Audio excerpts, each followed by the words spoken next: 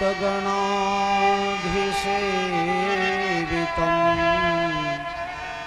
कपित्थजम्बुफलचारुभक्षणम्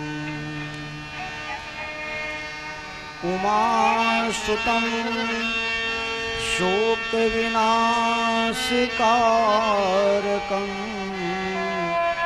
नमामि विघ्नेश्वर पादपङ्कजम् वन्दे विदेहतनया पदपुण्डरीकम् कैशोरसौरभ समाहृतयोगिचितम्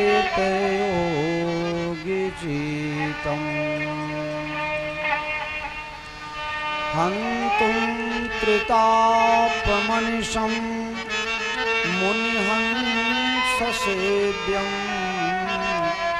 शनमानिशालिपरिपेत परागपुङ्गम् दुर्वादलं दुतितनुं तरुणाब्जनेत्रं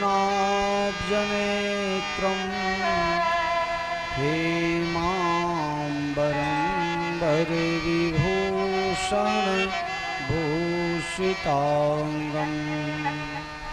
कन्दर्पकोटिकमनीय किशोरमूर्तिं पूर्तिं मनोरथ भवां भजो जानकीशम् मनोजवं मारुततुल्यवेगं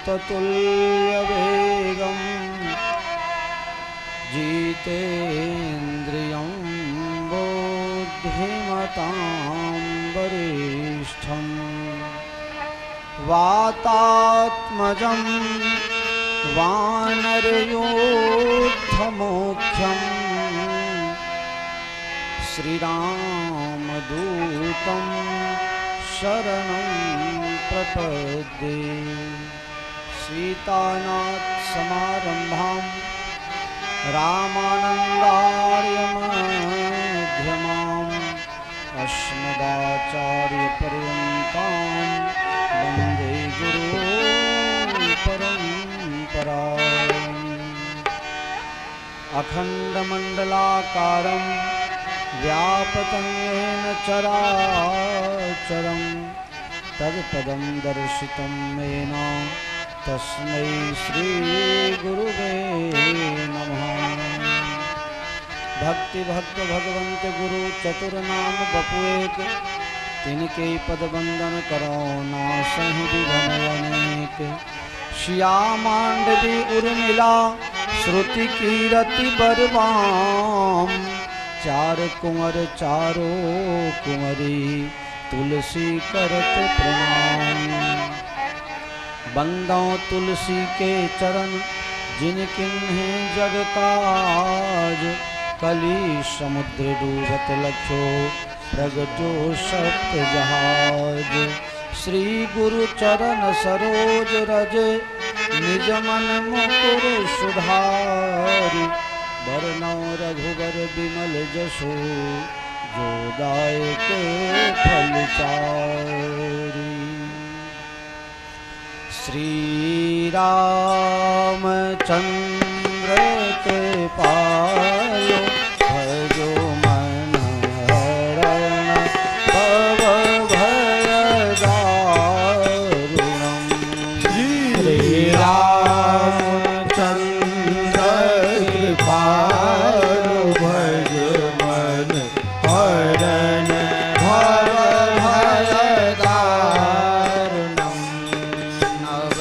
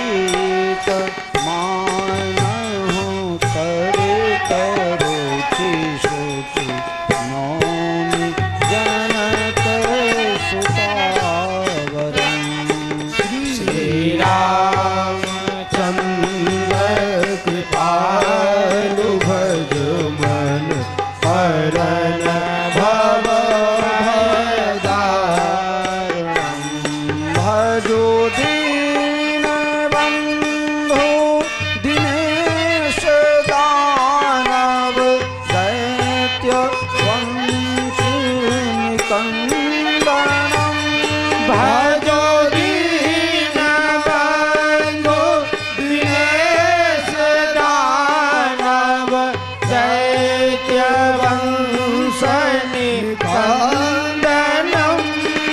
रघुनंद आनंद कंद कौशल दशरथ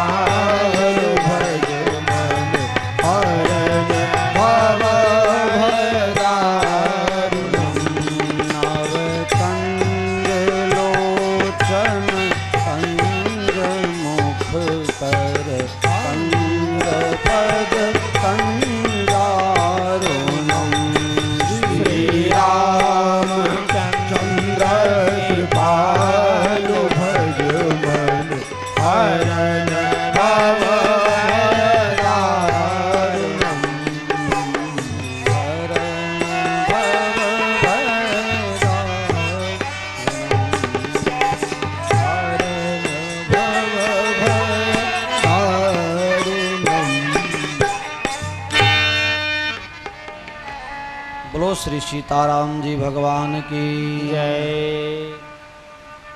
श्री हनुमंत लाल जो महाराज की जय।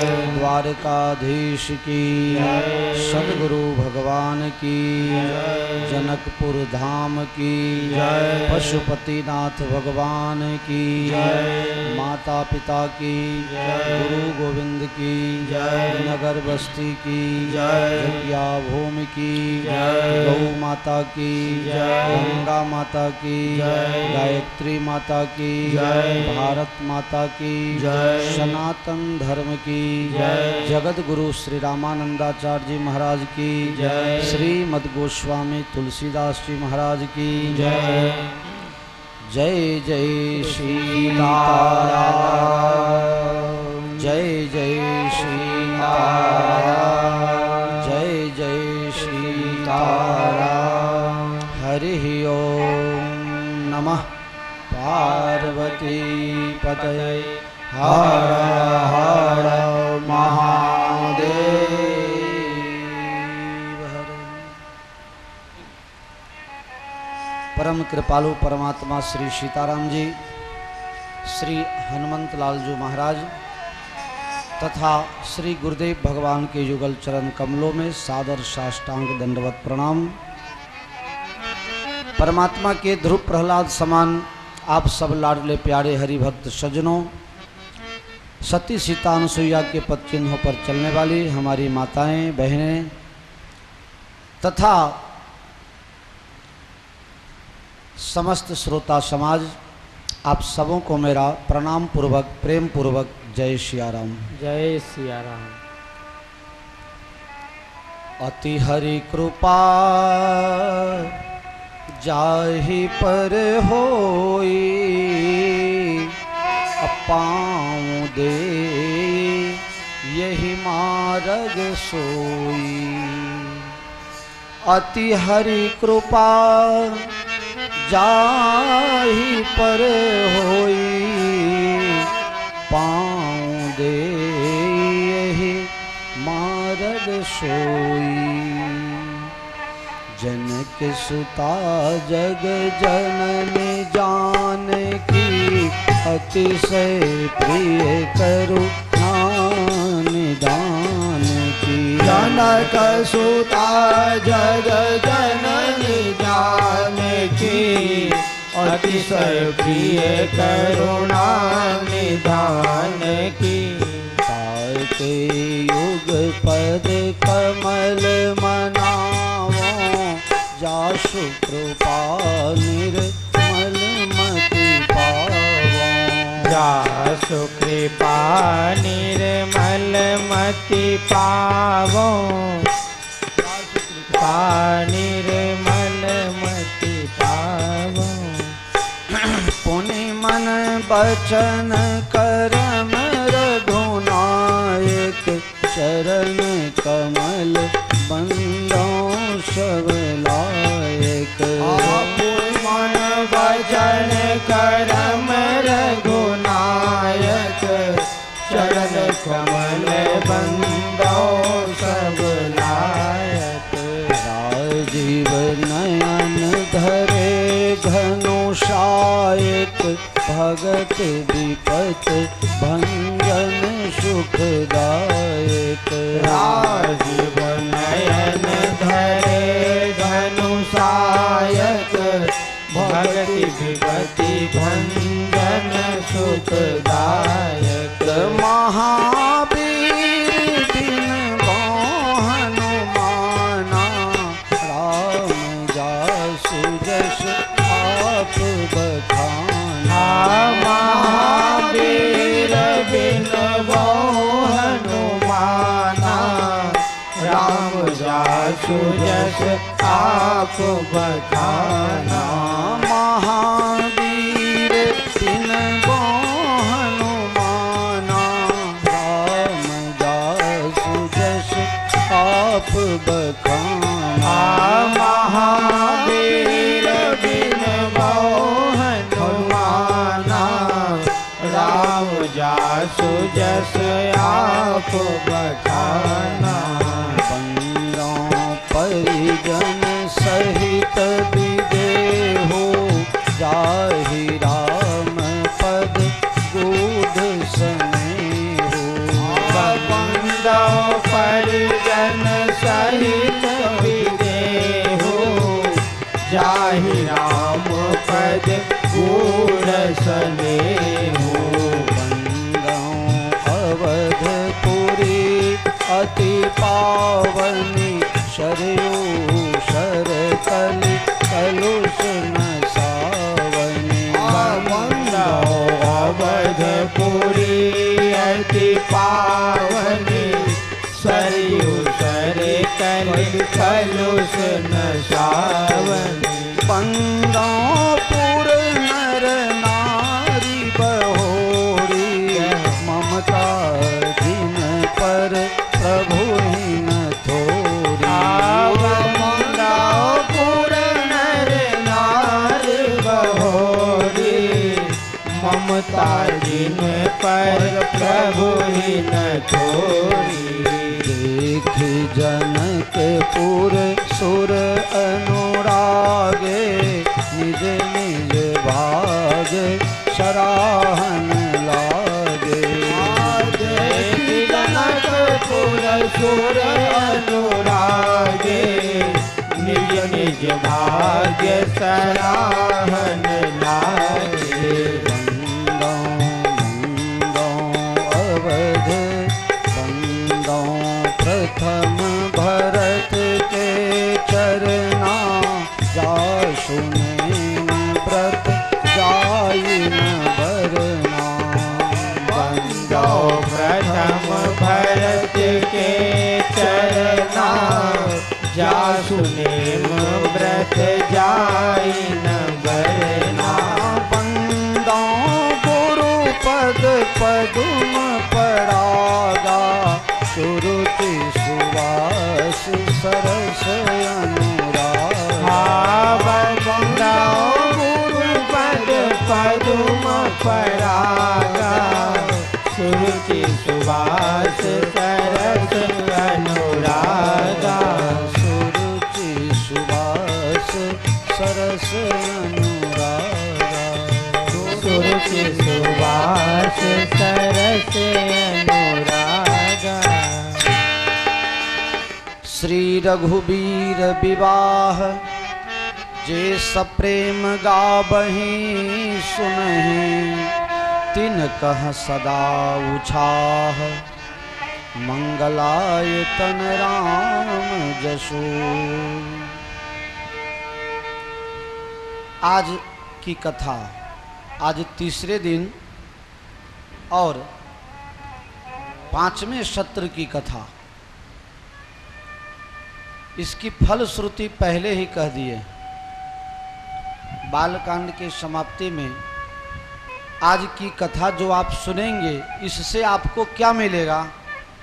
तुलसीदास जी महाराज ने लिख दिया, श्री रघुबीर विवाह, जे सप्रेम गाबहि सुनहि, तिन कह सदा उछाह, मंगलाय तन राम जसो। श्री सीताराम जी के विवाह की कथा जो प्रेम से कहेगा और सुनेगा, दोनों को बराबर का लाभ मिलेगा। लाभ क्या मिलेगा? तिन कह सदा उछाह, मंगलाय तन राम जसो। आप जो भी शुभ कार्य करोगे, मंगलमय कार्य करोगे, मंगलमय संकल्प करोगे, उसको उत्साह के साथ परमात्मा पूर्ण करेंगे। आपके शुभ कार्य में, मंगलमय कार्यों में कभी विघ्न नहीं आएगा, ऐसा आशीर्वाद दे दिया आज के कथा के फलश्रुति।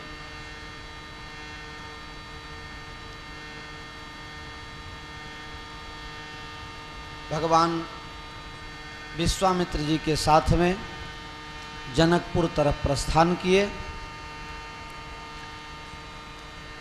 कुछ दूर चले होंगे, रास्ते से जा रहे थे और बगल में एक आश्रम देखा। आश्रम सुनसान था। एक पत्थर वहां पड़ा है, लेकिन उस पत्थर की जो आकृति है मनुष्य जैसे है और किसी स्त्री जैसे है। पूछा मुनि शिला प्रभु देखे, पूछा मुनि शिला प्रभु देखे। भगवान ने वो पत्थर को देखा और गुरु महाराज से पूछ दिए, गुरु बाबा ये क्या है? देखने में आश्रम जैसा लगता है लेकिन सुमसाम है, हरियाली नहीं है, सब पेड़ पौधे सूख गए हैं और ये पत्थर की जो आकृति है ये किसी स्त्री जैसे है, लेकिन आश्रम किसी महात्मा का लगता है, किसी तपस्वी का आश्रम लगता है। विश्वामित्र जी कहने लगे, राम मैंने सुना था कि तुम पतित पावन हो, लेकिन मुझे अभी अभी एहसास भी हुआ कि तुम पतित पावन हो। दुनिया में सब लोग उसी का साथ देते हैं, उसी की चर्चा सुनना पसंद करते हैं जिसका समय अच्छा चल रहा होता है।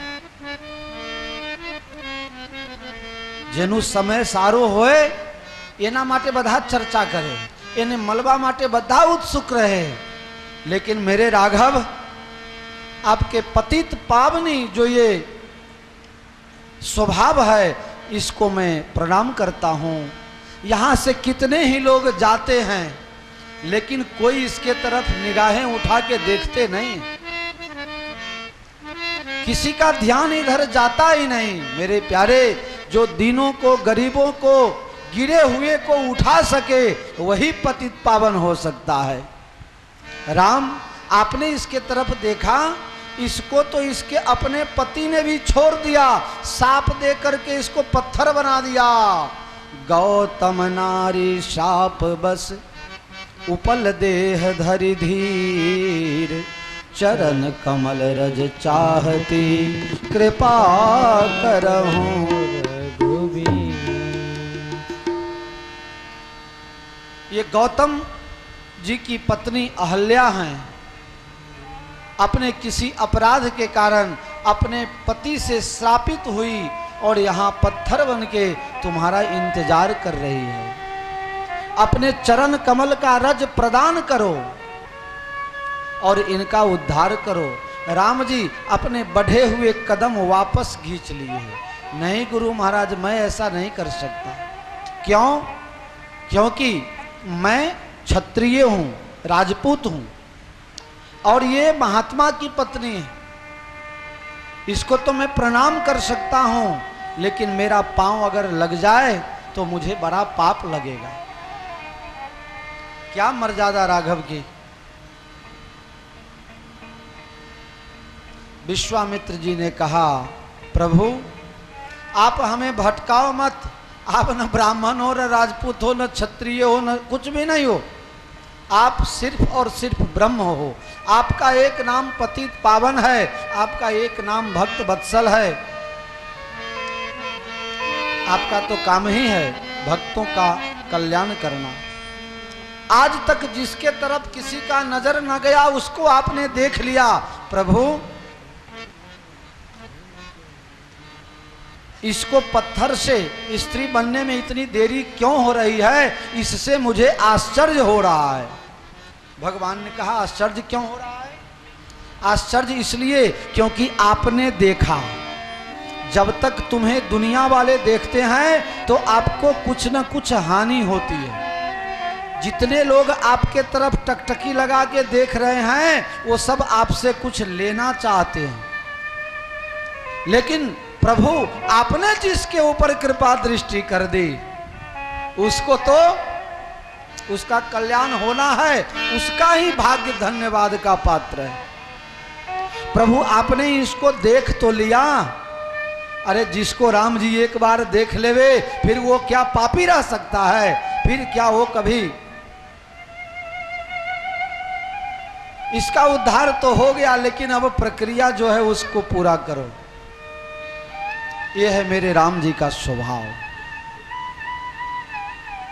अलग अलग रामायण में अलग अलग कथाएं आती है। एक रामायण में कथा है, भगवान राम जी ने अपने पांव उठाए, पवन का बेग जोर से आया, राम जी के चरणों में सटे हुए कुछ रजकन उड़ के और शिला बनी अहल्या के ऊपर गिरा और इससे अहल्या का उद्धार हो गया। लेकिन तुलसीदास जी महाराज इसको नहीं मानते हैं। इन्होंने तो स्पष्ट लिख दिया कि अहल्या के भाग्य की क्या सराहना करना। जो राम जी के वियोग में रोते रोते अपने शरीर को पानी कर दिया और जब तापमान 0 सेंटीग्रेड से कम हो गया तो वो पानी बर्फ का रूप ले लिया। वही पत्थर का परत जम गया, बर्फ का परत जम गया। और जब उसको भगवान ने अपने चरण कमल छुआए, परसत पद पावन शोक न सावन, प्रगट भई तप कुंज सही। परसत पद पावन शोक न सावन, प्रगट भई तप कुंज सही। देखत रघुनायक जन सुखदायक, सन्मुख होई कर जोर रही। देखत रघुनायक जन सुखदायक, प्रगट भय तप पुंज सही। अति प्रेम अधीरा पुलक शरीरा मुख नहीं आवई बचन कही।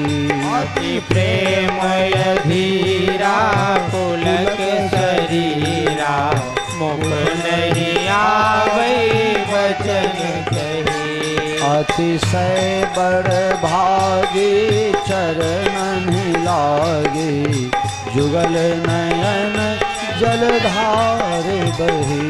अतिशय बड़ भागी चरण लागे जुगल नयन जलधार बही।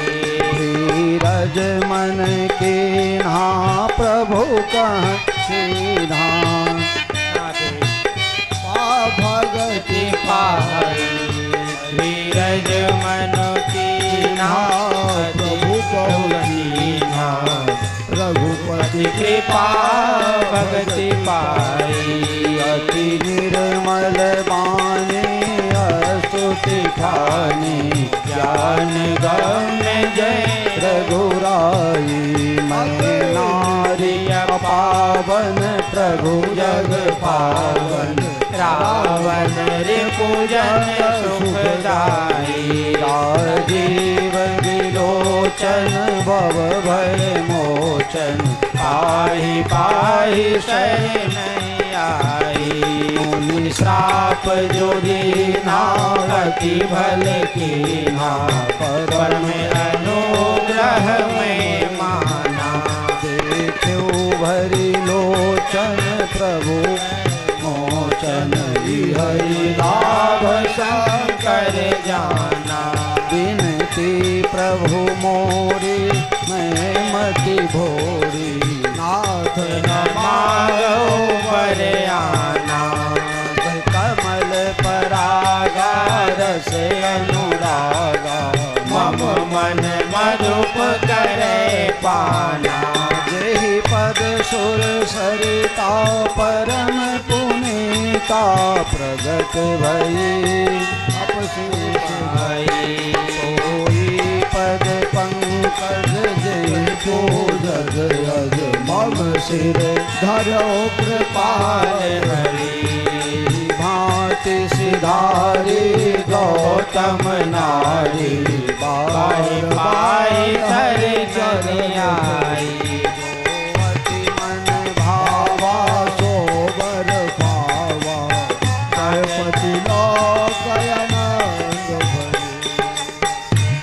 अश प्रभु दीनन बंधु हरि कारण रहित दयाल। तुलसीदास सिया राम भजो छारी कपट जंजाल। बोलो श्यावर रामचंद्र भगवान की जय। अभी जो स्तुति हम आप गाए रामायण के बालकांड में 210 नंबर का ये दोहा है। माताओं बहनों, आप सब निर्दोष हैं, आप सब निष्पाप हैं, लेकिन इस स्तुति को अहल्या जी द्वारा जो श्री राम जी की स्तुति गाई गई है, इसका पाठ आप करेंगे तो भूल में भी आपको पता हो या ना हो, ऐसी भी कोई गलतियां, कोई भूल, कुछ अपराध आपसे बन गया होगा तो इसको भगवान, इसका पाठ करने से भगवान उसके पाप को दूर कर देते हैं। रामायण बालकांड 210 नंबर का दुआ। 10 है कि 11 है पंडित जी? देखो तो 210 है कि 11 है? बालकांड 210 11 देखो। हाँ जी, 210 के बाद 211। तो प्यारे, इसका पाठ करना चाहिए। गौतम नारी को भगवान का चरण स्पर्श हुआ और अहल्या जी प्रकट होकर के भगवान को प्रणाम कर रही हैं, भगवान से प्रार्थना कर रही हैं। भगवान ने कहा, मुझे आने में देर हो गई, इसके लिए मैं क्षमा चाहता हूँ। ये भगवान का स्वभाव, मुझे आने में देरी हो गई, इसके लिए मैं क्षमा चाहता हूँ। अतिशय निर्मल वाणी में भगवान की दिव्य स्तुति होने लगी अहल्या जी के द्वारा। भगवान ने कहा कुछ स्तुति करने की जरूरत नहीं है, मैं आपसे कहना चाहता हूं कि आप गौतम जी को माफ कर देना, क्योंकि गौतम जी ने ना समझी में आपको शाप दिया था। देखो गौतम जी ने शाप क्यों दिया, अहल्या जी ने क्या किया, उनके साथ क्या हुआ, ये सब कुछ जानने की जरूरत नहीं है। जिससे कथाकार लोग अपने अपने ढंग से इसमें मिला के जोड़ के तोड़ के, अगर जरूरी होती तो तुलसीदास जी इसमें लिखे होते, लेकिन उन्होंने इतना ही लिखा कि गौतम की पत्नी साप बस यहाँ पत्थर बनी हुई है, प्रभु आप उद्धार करो। कोई दुखी क्यों है ये पूछने जाओगे तो वो और दुखी होगा। कोई आदमी दुखी हो उसको पूछो कि आपको क्या दुख है, वो और व्याकुल हो जाता है, क्योंकि पुराना दुख भी उसको याद हो जाता है। बस वो दुखी है इतना आपको पता है, वहां से आप उसको आगे के लिए मदद कर दो। उसके भूतकाल की जानकारी आपके लिए जरूरत नहीं है।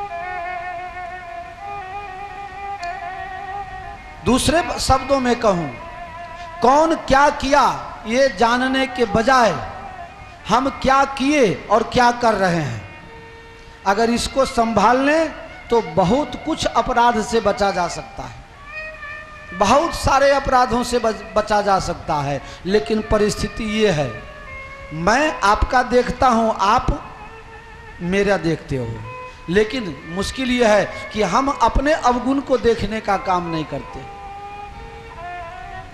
बुरा जो देखन में चला, बुरा दिखा नहीं कोई, जो दिल ढूंढा अपना, मुझसा बुरा न कोई। भगवान ने अहिल्या का उद्धार किया। अहिल्या कह रही है, प्रभु अब तो मुझे ऐसी इच्छा है मेरी कि आपके साथ में ही रहूं। मेरे पति ने मुझे शापित करके मनुष्य से पत्थर बना दिया और आपने मेरा उद्धार कर दिया। मारने वाला होता है बड़ा कि बचाने वाला? अब मेरी इच्छा यह है कि मैं आपके सेवा में रहूं। अब मुझे संसार से विरक्ति हो गई है, अब तो मुझे वैराग्य हो गया है। इस दुनिया में पति हो चाहे पत्नी हो, भाई हो चाहे बाप हो, चाहे माँ हो, काका हो, मौसी हो, कोई भी हो, जितने हैं सब स्वार्थ के नाते हैं। प्रभु बिना स्वार्थ का इस दुनिया में दो है। किष्किंधा कांड में कहा गया है, हे तू रहित जग जुग उपकारी, तुम तुम्हार सेवक असुरारी। इस दुनिया में बिना कारण बिना स्वार्थ के प्रेम करने वाले सिर्फ दो व्यक्ति हैं, दो, तीसरे कोई नहीं। कौन है दो? एक राम जी और एक राम जी के भक्त। एक राम और राम जी के भक्त, बाकी जितने हैं सब थोड़ा ही सही, आपसे ज़्यादा स्वार्थ होगा, आपको कम स्वार्थ होगा, लेकिन थोड़ा तो होगा। कुछ भी नहीं होगा तो इतनी इच्छा तो होगी, बापू को मैं 5-25 हज़ार रुपया देता हूं तो बापू मुझे प्रेम से बुलावे, मैं जाऊं तो बापू उठ के खड़े हो जाए। हम गए, बापू ने मुझे बुलाया भी नहीं, किसी काम में वो नहीं भी बुलाया हो, बापू बुलावे कि ना बुलावे, हनुमान जी बैठे हैं, आओ विजय हनुमान का दर्शन करो, सब करने वाले वही हैं, बापू कुछ करते नहीं हैं। बापू क्या करेंगे? जब अपना नहीं किए तो आपका क्या करेंगे? इसलिए भगवत भजन से मतलब रखिए। गौतम की पत्नी अहल्या जी कह रही हैं कि प्रभु अब मुझे संसार के विषयों में भोगों में नहीं रहना है, मुझे तो सिर्फ परमार्थ का कार्य करना है, अब सब छोड़ के आपकी भक्ति करनी है। भगवान ने कहा ठीक, ये बात तो आपकी सही है, लेकिन इस दुनिया में सबकी नज़र एक जैसी नहीं है। मैं आपको साथ में रखूं तो दुनिया वाले क्या कहेंगे? एक विधवा औरत थी, मंदिर में सत्संग करने के लिए रोज जाती थी। एक बार महात्मा से कहा, जिस महात्मा से सत्संग सुनते थे, उसको कहा, गुरुजी मुझे एकांत में आपसे कुछ कहना है, मुझे 5 मिनट का टाइम दो। महात्मा कहते आज कहूँगा, कल कहूँगा, फिर समय दूंगा, लेकिन महात्मा समय देते नहीं थे। उस विधवा औरत की एक छोटा सा बच्चा था, वो 7 साल का बच्चा 15 साल का हो गया, लेकिन महात्मा ने ये 8 वर्ष के अंदर उसको मुलाकात का समय नहीं दिया। एक बार वो बच्चा गुस्सा हो गया और महात्मा के पास जाकर के कहने लगा, महाराज तुम इतने बिजी हो, हमारी माँ 5 मिनट तुमसे मिलना चाहती है और तुम समय नहीं दे रहे हो, तुम बहुत घमंडी हो, या तुमको अपने ऊपर भरोसा नहीं है, विश्वास नहीं है। महात्मा ने कहा, बेटा इस दुनिया में जितनी भी औरतें हैं सब हमारे लिए माँ और बहन के समान है, लेकिन यद्यपि शुद्धम लोक विरुद्धम ना चरणीयम ना करणीयम, शुद्ध हो लेकिन लोक विरुद्ध हो ऐसा आचरण नहीं करना चाहिए। मतलब बच्चा था, समझ नहीं पाया। बच्चा ने कहा, महात्मा जी आपको हमारे माँ से मिलना ही पड़ेगा।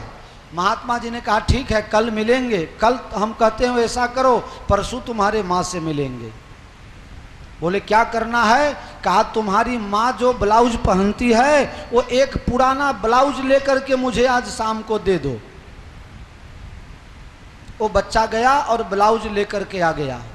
सुबह में महात्मा ने अपनी लंगोटी धोई और उस ब्लाउज को भी धोया, और एक तरफ लंगोटी एक तरफ ब्लाउज दोनों को आश्रम में सूखने के लिए रख दिया। मान लो ये सत्संग हॉल, यहाँ सूखने के लिए रख दिया। अब जितने लोग आवे सब उधर लंगोटी के तरफ न देखे, ब्लाउज के तरफ देखे।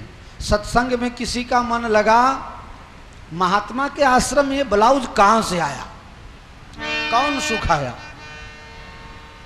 किसी को भी सत्संग में आज मन लगा नहीं। महात्मा ने उस बच्चा को बुलाया, बच्चा तुमने देखा ना, किसी को आज सत्संग में मन लगा नहीं लगा, सिर्फ ब्लाउज सुखाया और कुछ किया? तो तुम्हारी माँ से मैं एकांत में 5 मिनट मिलूं और दुनिया को पता चले तो हमारे चारित्र के ऊपर कितना बड़ा लांछन लग जाएगा। इसलिए यद्यपि शुद्धम लोक विरुद्धम ना चरणीयम ना करणीयम, राघव ने कहा मैं आपको गौतम के पास भेजना चाहता हूं। अहल्या कह रही है, एक बार तो हमें सांप दे करके पत्थर बना दिया, वो फिर मुझे अपनाएगा? भगवान ने कहा उसकी जवाबदारी मेरी है। गई पतिलोक आनंद भरी। गौतम जी को भगवान ने फोन कर दिया कि अब इनका प्रायश्चित हो गया है, आप इन्हें अपना लेना। भगवान की प्रेरणा हो फिर क्या कहना। गौतम जी अपने पत्नी के साथ, इसकी और भी कथा है, नहीं बहुत से लोग कहते हैं सतयुग मतलब 1 नंबर का युग, त्रेता मतलब 3 नंबर का, द्वापर मतलब 2 नंबर का, कलयुग मतलब 4 नंबर का। लेकिन ऐसा नहीं होता है। सतयुग के बाद त्रेता आता है, तब द्वापर आता है। 1 के बाद 3 और 3 के बाद 2 और 2 के बाद 4। ये उल्टा क्यों हो गया मालूम है आपको? ये उल्टा पुल्टा गिनती होने का कारण आप लोग जानते हो? सतयुग के बाद द्वापर आना चाहिए, लेकिन त्रेता आ गया। इसकी भी एक कथा है। जब महात्मा ने, गौतम जी ने अहल्या जी को साप दे दिया, इंद्र को साप दे दिया, तो अहल्या जी ने अपने उद्धार का रास्ता पूछा, मेरा कल्याण कैसे होगा, मेरे पाप कैसे मिटेंगे? तो गौतम जी ने कहा था कि त्रेता युग के अंतिम चरण में भगवान राम जी का प्राकट्य होगा और राम जी का चरण स्पर्श आपको होगा तो आपका उद्धार। ये बात पता चल गया सतानंद जी को। ये सतानंद जी कौन आ गए भाई? एक अहल्या और गौतम के पुत्र हैं सतानंद जी। बेटा को पता चला कि हमारी माँ अभी सतयुग में के बाद अब त्रेता में 3रे युग में मिलेगी। उन्होंने तपस्या की और ब्रह्मा जी से युग का परिवर्तन करवाया। द्वापर बाद में लाना, पहले त्रेता ला दो। अपने मां के लिए बेटा ने इतना काम किया और आज तो लेकर के ओल्ड हाउस में रखाते हैं। फिर क्या, सतानंद जी के तपस्या के कारण सतयुग के बाद द्वापर आना चाहिए था, लेकिन उसको पीछे कर दिया और पहले त्रेता आ गया। बोलो रामचंद्र भगवान की जय। जय सिया राम, जय जय सिया राम, जय सिया राम। भगवान राम जी पतित पावन हो गए ना अभी, तो वो दोनों होना चाहिए। रघुपति राघव राजा राम, पतित पावन सीताराम। रघुपति राघव राजा राम, पतित पावन सीताराम। रघुपति राघव राजा राम, पतित पावन सीताराम। रघुपति राघव राजा राम, पतित पावन सीताराम। सीताराम सीताराम सीताराम, जय सीताराम। सीताराम सीताराम, भज प्यारे मन सीताराम। सीताराम सीताराम सीताराम, जय सीताराम। जय सीताराम सीताराम, भज प्यारे मन सीताराम। रघुपति राघव राजा राम, पतित पावन सीताराम। रघुपति राघव राजा राम, पतित पावन सीताराम। जल में राम, थल में राम, सारे जग में सीताराम। जल में राम, थल में राम, सारे जग में सीताराम। रघुपति राघव राजा राम, पतित पावन सीताराम। जय जय रघुपति राघव राजा राम, पतित पावन सीताराम। रघुपति राघव राजा राम, पतित पावन सीताराम। रघुपति राघव राजा राम, पतित पावन सीताराम। रघुपति राघव राजा राम, पतित पावन सीताराम। रघुपति राघव राजा राम, पतित पावन सीताराम सीताराम सीताराम सीताराम, जय सीताराम। जय सीताराम सीताराम सीताराम, जय सीताराम। सीताराम सीताराम सीताराम, जय सीताराम। जय सीताराम सीताराम सीताराम, जय सीताराम। रघुपति राघव राजा राम, पतित पावन सीताराम। रघुपति राघव राजा राम, पतित पावन सीताराम। रघुपति राघव राजा राम, पतित पावन सीताराम। रघुपति राघव राजा राम, पतित पावन सीताराम। बोलो श्री रामचंद्र भगवान की जय।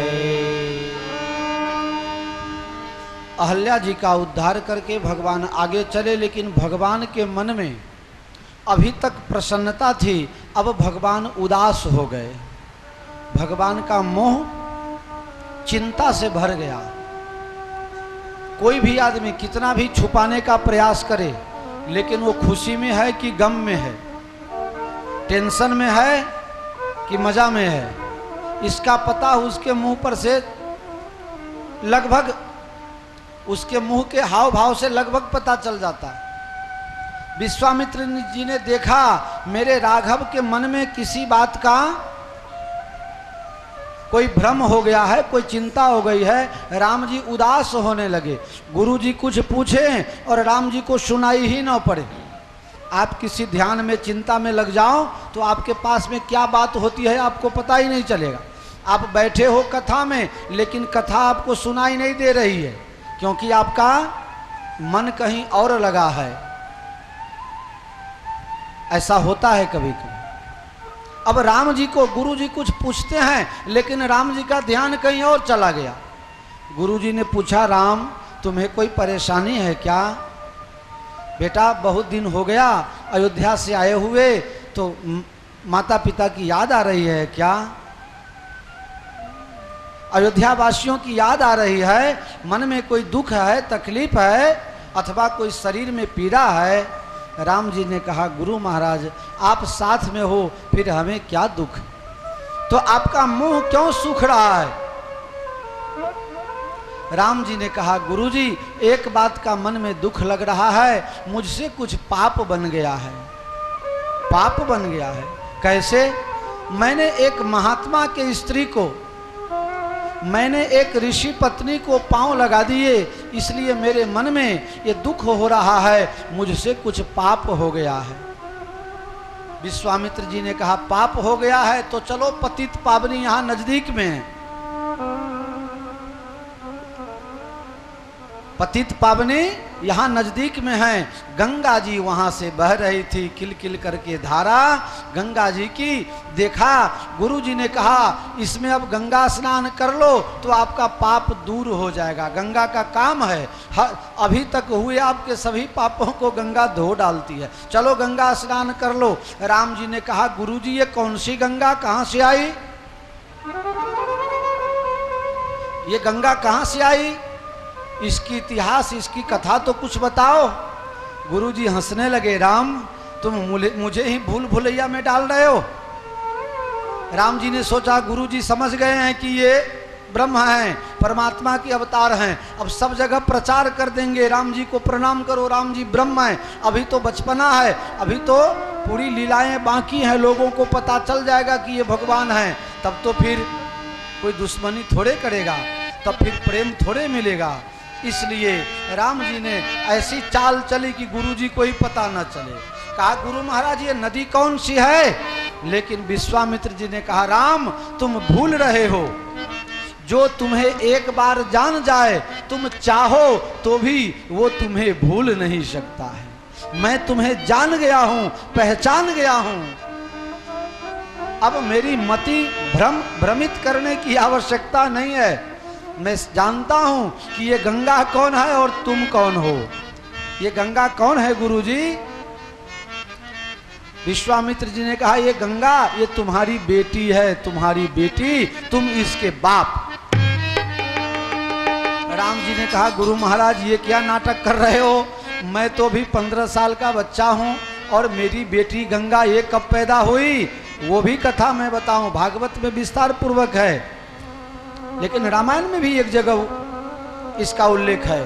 किष्किंधा कांड के 29 नंबर का दोहा, उसमें लिखा है, बलि बांधत प्रभु बाढ़ो सोतन बरन न जाई, उभय घरी मह दिन्हे, सात प्रदक्षिण धाये।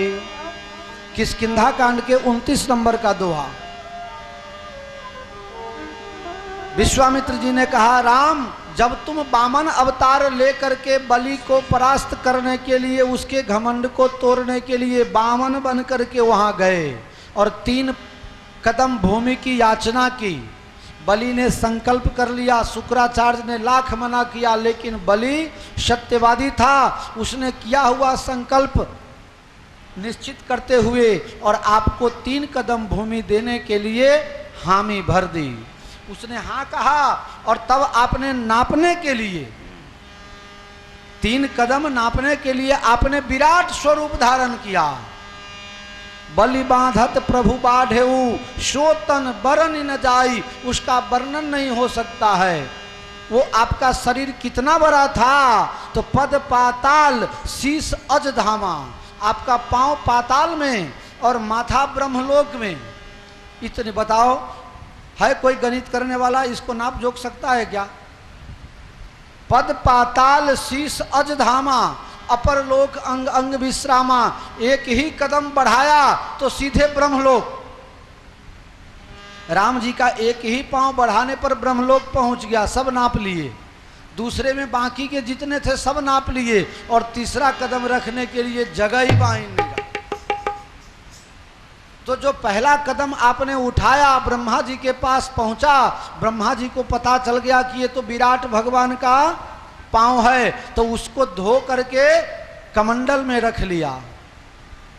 राम जी, आपके पूर्वज राजा सगर हुए, उनके 60,000 पुत्र ने कपिल भगवान का अपराध किया और कपिल महात्मा ने श्राप दे दिया सब जल के भस्म हो जाएं। उसके उद्धार की बात पूछी गई तो महात्मा ने अनुग्रह करते हुए कहा कि जब गंगा जी यहाँ आएंगी और तुम्हारे पूर्वजों को छुएंगी तो इसका उद्धार हो जाएगा। फिर आपके 3 पीढ़ी ने तपस्या की। अंत में राजा भगीरथ ने 60,000 वर्ष तपस्या की। तब ब्रह्मा जी ने 1 बूंद गंगा जल जो आपके पांव धो करके कमंडल में रखे थे, वो 1 बूंद छोड़ा। गंगा जी को घमंड हो गया, हमारे वेग को प्रवाह को धारण कौन करेगा, बहुत घमंड हुआ। राम जी ने प्रेरणा करी शंकर भगवान को, जरा इनका घमंड आप तोड़ देना। शंकर जी की तपस्या किया भगीरथ जी ने। शंकर भगवान ने कहा, रे गंगा की बात क्या कर रहे हो, मेरे जटा में आने दो। और गंगा जी जटा में गई तो वर्षों तक उसी में घूमती रह गई। भगीरथ ने फिर तपस्या किया, बाबा ये तुम्हारे जटा के लिए नहीं, मेरे दादा के उद्धार के लिए हम बुलाए हैं, आप कुछ करो। शंकर भगवान ने कहा, तब जाने दो। आगे आगे भगीरथ और पीछे पीछे गंगा, और पहुंच गए कहाँ? बंगाल की खाड़ी, कलकत्ता से 160 किलोमीटर दूर, जिसको हम कहते हैं गंगा सागर। हाँ, सब तीर्थ बार बार, गंगा सागर एक बार। अब हर तीर्थ में कभी भी जाओ, लेकिन गंगा सागर सिर्फ 14 जनवरी के दिन ही मेला लगता है, उसी दिन का वहाँ महत्व है। भगवान की कृपा हुई, एक बार क्या, ये शरीर 4 बार वहाँ चला गया और फिर 5वां बार जाने के लिए बकाजी टिकट बना रहे हैं। बापू हमारे साथ भी चलो, चलो आपके साथ भी चले, हमारा काम भी क्या है, हमको तो भक्त लोग जहाँ ले जाए जाएं, अपना कुछ काम धंधा है नहीं। मंदिर में भी कोई ज़्यादा जवाबदारी नहीं है। हाँ, कह देता हूँ आप लोगों को, मंदिर में हमको कोई ज़्यादा जवाबदारी नहीं है। जब रहता हूँ तो रोटी बना के खाता हूँ, और जब नहीं रहता हूँ तो बकाजी के घर से भगवान का राजभोग आ जाता है और चकाचक चलता है। कोई जवाबदारी मंदिर की मेरी नहीं। हनुमान जी को जहाँ से खाना होए खावे, जहाँ घूमना होए घूमे, और हमको जहाँ घुमाना होए वहाँ घुमावे। जय सिया राम। जय सिया राम। घना लोग पूछता हो, बापू तमे नहीं रहता एटले मंदिर में कोण हंबारे छे, जे बधा ने हंबारे छे ये ज त्यां बैठा छे, पछी हमारे हूँ हंबारवानुं। हम और आप अपने लोगों की आदत बन गई है, हम हैं तो हैं, हम कुछ कर रहे हैं, हमने फलाना को बचाया। एक पक्षी होता है टिड्डी, टिड्डी जब रात में सो जाता है तो अपना दोनों पांव ऊंचा कर देता है। किसी ने पूछा, अरे भाई ये दोनों पांव ऊंचा क्यों करके सोते हो रात में? कहा, रात में अगर आकाश टूट के गिरेगा तो मेरा बच्चा दब जाएगा, इसलिए मैं पांव पर ले लूंगा। बताओ, आकाश गिरेगा तो ये पक्षी अपने पांव पर। आभी दशा मारी यानी तमारी छे। हम सब, आप क्या करोगे? अमेरिका के पास कितना ताकत है, लेकिन जब एक बार सुनामी आ गया पूरा तंत्र चौपट हो गया। कुछ नहीं कर सकते। कुदरत जो एक सेकेंड में कर देवे वो हम आप लाखों करोड़ों वर्ष में भी नहीं कर सकते हैं, कोई संभावना भी नहीं बनती। तो राम जी की बेटी हो गई गंगा, इस बात को ध्यान रखना। परसों नहीं, कल ये कथा आएगी, केवट के यहाँ काम आएगा, ये याद रखना। राम जी हंसने लगे, कहा, गुरु महाराज भले गंगा हमारी बेटी है, लेकिन ये जगत की कल्याण करने वाली गंगा मैया के नाम से जानी जाती है। मैं मनुष्य बन के आया हूँ तो मुझे तो मनुष्य जैसा ही नाटक करना पड़ेगा ना। भगवान ने गंगा जी में स्नान किया, अपना पाप धोया, और वहाँ जितने साधु संत ब्राह्मण सब थे सबको कुछ न कुछ दान दक्षिणा दिया, और भगवान वहाँ से आगे चले। अब राजा जनक जी का नगर, यानी कि जहाँ हम आप पहुँच चुके हैं, जनकपुर नजदीक आ गया। समझ लो बिठा मोड़ तक आ गए। अब जनकपुर के क्षेत्र में भगवान प्रवेश किए। शाम का समय हुआ। जनकपुर के, गुजराती में कहो, जनकपुर ना भागोरे आई गया राजा जनक जी नो बगीचो। हिंदी में अमुक शब्द तो भूली जाऊं छू ने, एटले आम गोठवी दઉં। भगवान राम जी अब जनकपुरी के बिल्कुल पास में आ गए। तो पहले राजा जनक जी का बगीचा आया, वहाँ खूब सुंदर आम का वृक्ष, उसके नीचे अपना आसन जमाया। जनक जी को पता चला विश्वामित्र महामुनि आए, समाचार मिथिलापति पाए। मिथिलापति महाराज जनक जी को पता चला कि महामुनि यहाँ पधारे हैं। विप्र समाज को साथ में लेकर के, साधु समाज को साथ में लेकर के, और अगुवाई करने के लिए गए। हमयू करवा गया, गुजराती में हम जो हमयू करवा गया, पोखी ने लापू पर ने अगुवाई करने के लिए गए। अरे महाराज, आप यहाँ बगीचा में, आपका स्थान तो हमारे राजभवन में होना चाहिए। विश्वामित्र जी ने कहा, हम महात्मा हैं, कभी मुट्ठी चना, कभी घृत घना, कभी कुछ, सब कुछ बना। कभी एक मुट्ठी चना से काम चलाना पड़ता है, कभी खूब बढ़िया चकाचक मालपुआ। अत्यारे हवार में बकाजी समाचार लेने आया, बापू आज तस्मई बनाओ, दूध पाक बनाओ, और कल खूब हलवा खिलाओ सबको। मैंने कहा ठीक है भाई, हलवा खिलाओ। निश्चित हो गया हलवा खाना है।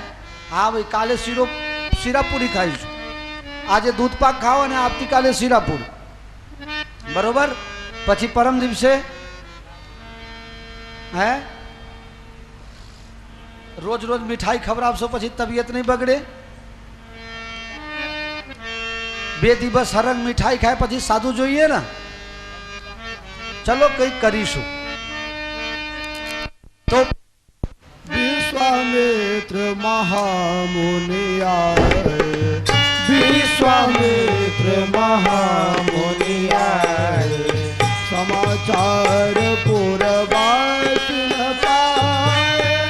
विश्वामित्र महामुनि आए, समाचार पुरवासी न पाए।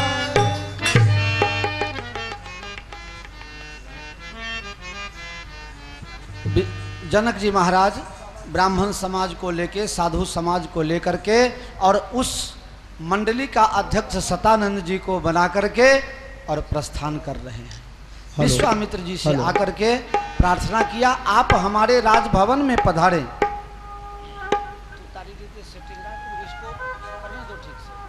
बैठे रहो चुपचाप।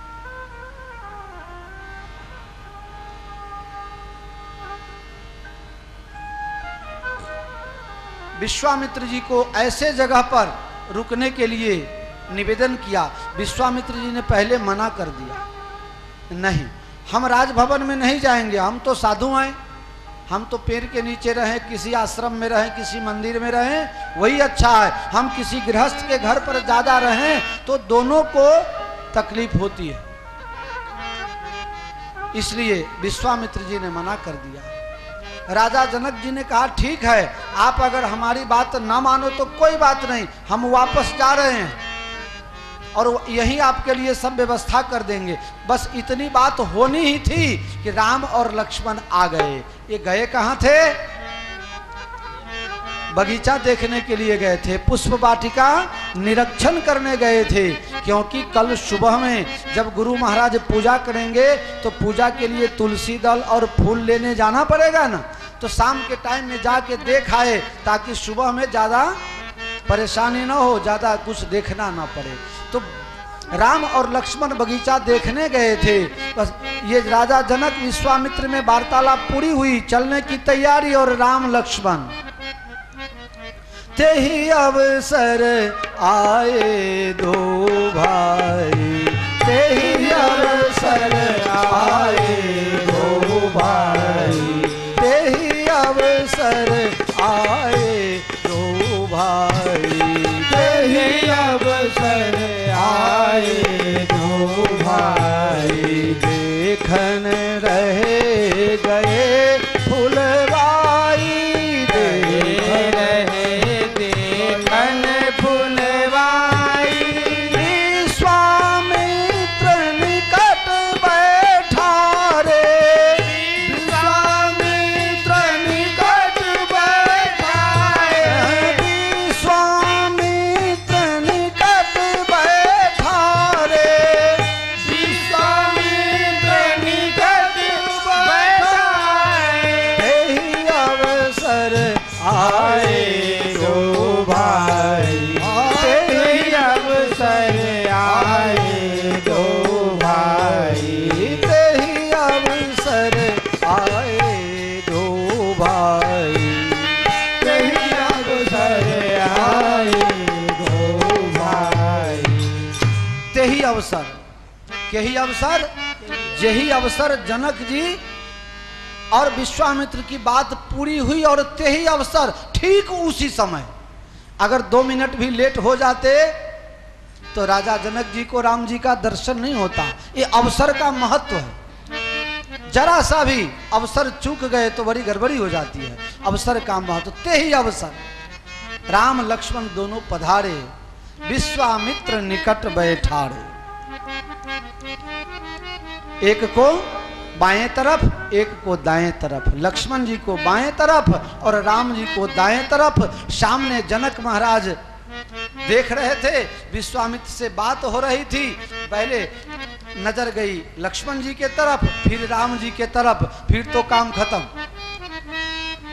थकित होत जिमि चंद चकोरा, थकित होत जिमि चंद चकोरा, जैसे चंद्रमा को देख करके चकोर अपना भान भूल जाती है, भूल जाता है, इसी तरह से भगवान को देख करके, भगवान को देखा और राजा जनक अपने ज्ञान को भूल गए। थकित, एक कीट से जोवा ला गया, पापन ऊपर नीचा थबानुपन बंद थी गयो। हाँ, ये पपनी का काम है ऊपर नीचे होना, ये बंद हो गया। एकदम एक ही नजर से राम जी के तरफ देखने लगे। विश्वामित्र जी को लगा ये तो ऐसे देख रहे हैं जैसे कभी किसी को देखा ही नहीं हो, और अगर एक लगातार हमारे राम जी को देखेंगे तो हमारे राम जी को कहीं नजर लग जाएगी। विश्वामित्र जी को चिंता हुई। विश्वामित्र जी ने कहा, जनक जी आप स्वस्थ तो हो ना, कुछ हुआ तो नहीं है? हाँ महाराज, कुछ हुआ है। क्या हुआ है? ये हैं कौन? राम लक्ष्मण हैं कौन? ये किसी महात्मा के बालक हैं या पूरे दुनिया के पालन करने वाले बालक बन के आ गए हैं? ये बालक हैं कि पालक हैं? ये हैं कौन? इनको देख करके मेरा मन मेरा बस में नहीं है, मेरा मन मेरे बस में नहीं है। मैं बेबस होते जा रहा हूँ। मैं अपना मन इनको दिए जा रहा हूँ, रोकने की कोशिश करता हूँ, लेकिन मेरा मन मेरे बस में रहता नहीं है। बरबस राम जी इन्हीं बिलोकत अति अनुरागा, इन्हीं बिलोकत अति अनुरागा। बरबस ब्राह्मण सुख ही मनु त्यागा, इन्हीं बिलोकत अति अनुरागा, इन्हीं बिलोकत अति अनुरागा। आज तक जनक जी कह रहे हैं कि आज तक जब मैं ब्रह्म का ध्यान धरता था तो मुझे शांति आती थी, लेकिन वो ब्रह्म भी आज ध्यान से भाग गया और ध्यान में ये राम जी हमारे बस गए, हृदय में ये बस गए हैं। अब क्या करूं? ये कौन है, इनका पता दीजिए। विश्वामित्र जी ने कहा आप जो कहते वो ठीक है। ठीक है, मैंने तो दो कहा, ये बालक हैं कि पालक हैं, तो दोनों ठीक कैसे होगा? दो में से एक ही तो होंगे। विश्वामित्र जी ने कहा आपकी दोनों बातें सत्य है, ये बालक भी हैं और पालक भी हैं, जरा समझाओ हैं? और कैसा प्रेम, कैसा नजर, ये बालक भी हैं और पालक भी हैं। दशरथ जी के बालक हैं और महात्माओं के पालक हैं। सखी है केवा रूपारा छे, सखी है केवा रूपारा छे, मारो चितरो चोरी चोरी जाए कामन गारा छे, सखी है केवा रूपारा छे। दशरथ ना लाल छे अवध प्रतिपाल छे, दशरथ ना लाल छे अवध प्रतिपाल छे। मुनि मखरा खनहार मन हर नारा छे, सखी है केवा रूपारा छे, सखी है केवा रूपारा छे। हाँ शोभा अपार छे बाहों विसार छे, शोभा अपार छे बाहों विसार छे, शोभा अपार छे बाहु विसार छे। वेदो गाय जग रखवारा छे, सखी है केवा रूपारा छे। हाँ लखन अने राम छे गौर एक श्याम छे, लखन अने राम छे गौर एक श्याम छे। जोता मन मलकाय, जोता मन मलकाय, दंडी बापू ना प्यारा छे, सखी है केवा रूपारा छे। मारू चितरो चोरी चोरी